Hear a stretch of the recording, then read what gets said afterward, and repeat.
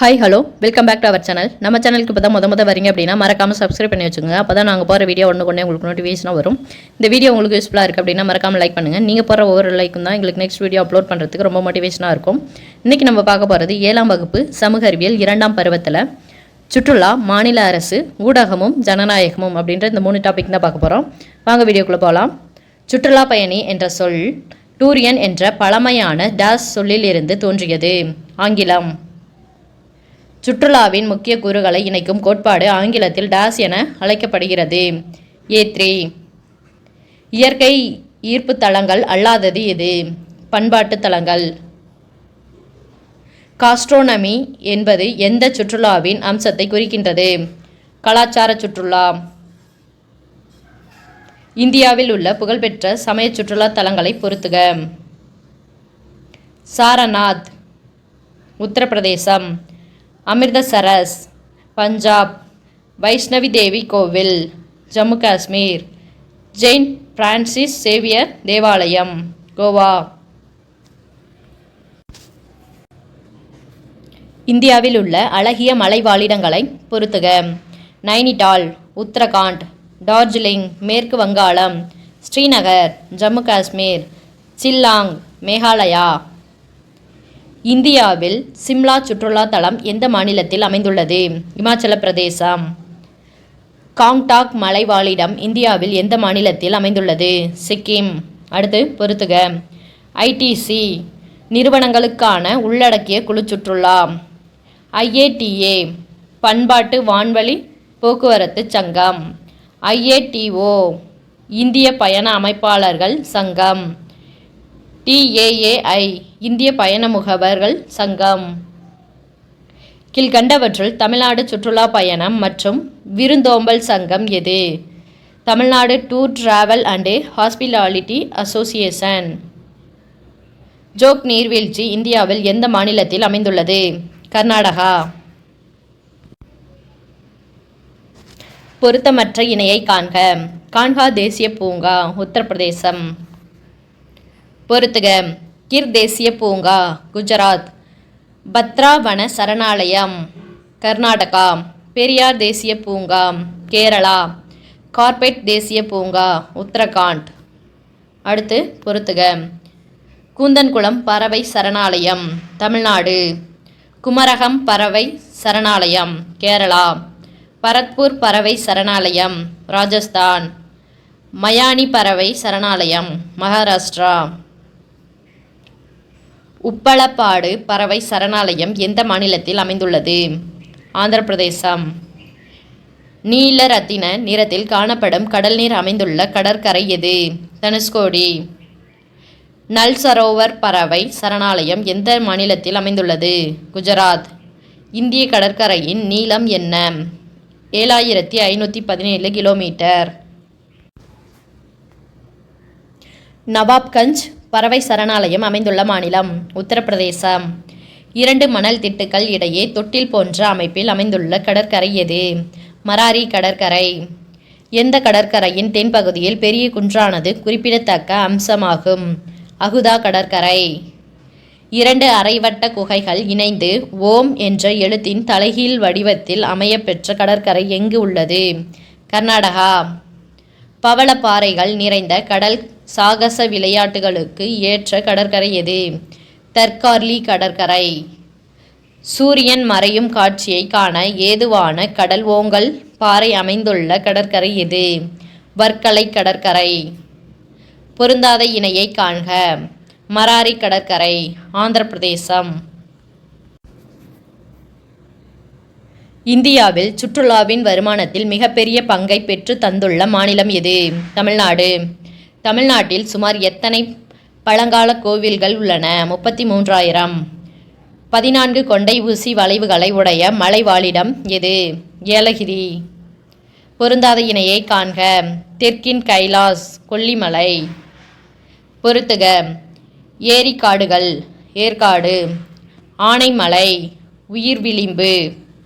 மேகமலை உயர்ந்த மேகங்கள் குவியும் பகுதி. ஜவ்வாது மலை இயற்கையின் சொர்க்கம். கீழ்கண்ட கூற்றில் தவறானதை காண்க. கிழக்கு தொடர்ச்சி மலையான சேர்வராயன் குன்று பகுதியில் சுருளி நீர்வீழ்ச்சி அமைந்துள்ளது. திருநெல்வேலி மாவட்டத்தில் அமைந்துள்ள டேஸ் அருவி மருத்துவம் ஆரோக்கியத்திற்கு பெயர் பெற்றது. குற்றாலம். தமிழ்நாட்டின் மொத்த நிலப்பரப்பு எவ்வளவு? 1,30,058 சதுர கிலோமீட்டர். தமிழ்நாட்டின் மொத்த நிலப்பரப்பில் எத்தனை சதவீதம் அடர்த்தியான காடுகளை கொண்டுள்ளது? 17.6%. அடுத்து பொறுத்துக. வனவிலங்கு சரணாலயம் மாவட்டம். முதுமலை வனவிலங்கு சரணாலயம் எங்கே அப்படின்னா நீலகிரி. முண்டந்துறை வனவிலங்கு சரணாலயம் திருநெல்வேலி. கோடியக்கரை வனவிலங்கு சரணாலயம் நாகப்பட்டினம். இந்திரா காந்தி வனவிலங்கு சரணாலயம் கோயம்புத்தூர்.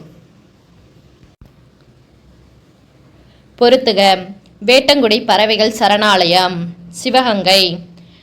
காரைவெட்டி பறவைகள் சரணாலயம் அரியலூர். வெள்ளோட் பறவைகள் சரணாலயம் ஈரோடு. வேடந்தாங்கல் பறவைகள் சரணாலயம் காஞ்சிபுரம். களக்காடு வனவிலங்கு சரணாலயம் எந்த மாவட்டத்தில் அமைந்துள்ளது?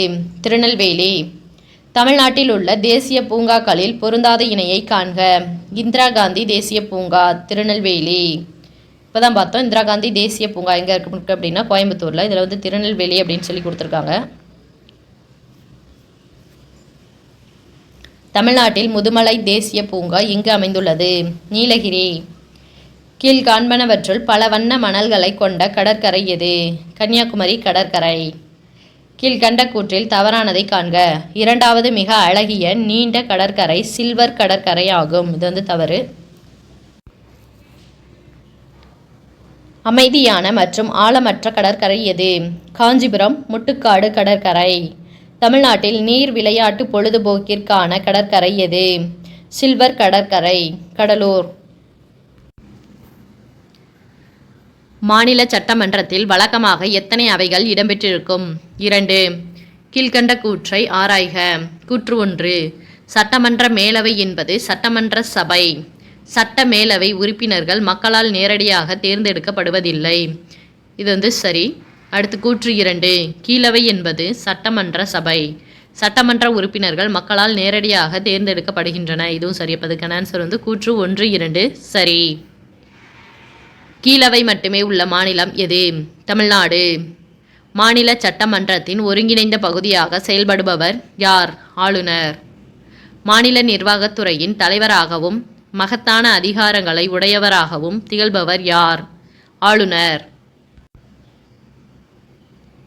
கீழ்கண்டவற்றில் ஆளுநரின் அதிகாரங்கள் பற்றிய கூற்றை ஆராய்க. கூற்று 1. மாநில சட்டத்துறையால் இயற்றப்படுகிற அனைத்து சட்ட முன் வரைவுகளும் அதாவது மசோதாக்களும் ஆளுநரின் ஒப்புதலுக்கு பின்னரே சட்டமாகின்றன. இது சரி. அடுத்து கூற்று 2. மாநில தலைமை வழக்குரைஞர், மாநில பணியாளர் தேர்வாணையத்தின் தலைவர், உறுப்பினர்கள், மாநில தலைமை தேர்தல் ஆணையர் போன்றவர்களை ஆளுநரே நியமிக்கிறார். இதுவும் சரி. அதுக்கான ஆன்சர் கூற்று 2ம் சரி.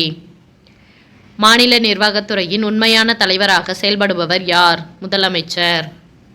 தலைமை நீதிபதியை நியமிப்பவர் யார்? குடியரசுத் தலைவர். தலைமை நீதிபதி எத்தனை வயது ஆகும் வரை பதவியில் இருப்பார்? 62. கீழ்கண்ட கூற்றுகளை கவனி. கூற்று 1. மாநில அளவில் மிகப்பெரிய நீதித்துறை அமைப்பாக இருப்பது உயர் நீதிமன்றம். இது சுதந்திர தன்மையுடன் செயல்படுகிறது. இது சரி. அடுத்து கூற்று 2. உயர் நீதிமன்றத்தில் உள்ள நீதிபதிகளின் எண்ணிக்கை எல்லா மாநிலங்களிலும் ஒரே மாதிரியாக இருக்கும். இது தவறு. இதுக்கான ஆன்சர் கூற்று 1 சரி. கூற்று 2 தவறு. தனிமனித தொடர்பு சாதனங்கள் அல்லாதது எது? தொலைக்காட்சி. அச்சு இயந்திரத்தை கண்டுபிடித்தவர் யார்? Johannes Gutenberg. அச்சு இயந்திரம் எந்த ஆண்டு கண்டுபிடிக்கப்பட்டது? 1453. அகில இந்திய வானொலி தொடங்கப்பட்ட ஆண்டு? 1936. அகில இந்திய வானொலி எந்த ஆண்டிலிருந்து ஆகாசவாணி என்ற பெயரில் வானொலி ஒலிபரப்பை செய்து வருகிறது? 1956.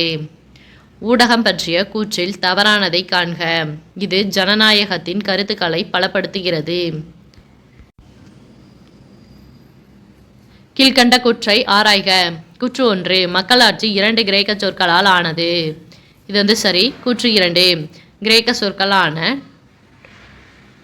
டெமோஸ் மக்களை குறிக்கிறது. கிராட்டோஸ் அதிகாரம் அல்லது ஆட்சி என்று பொருள். இதுவும் சரி. அப்போ இதுக்கான ஆன்சர் வந்து கூற்று 2ம் சரி. இதோட இந்த டாபிக் வந்து முடிஞ்சிச்சு. நெக்ஸ்ட் டாபிக் அடுத்த வீடியோவில் பார்க்கலாம். தேங்க்யூ.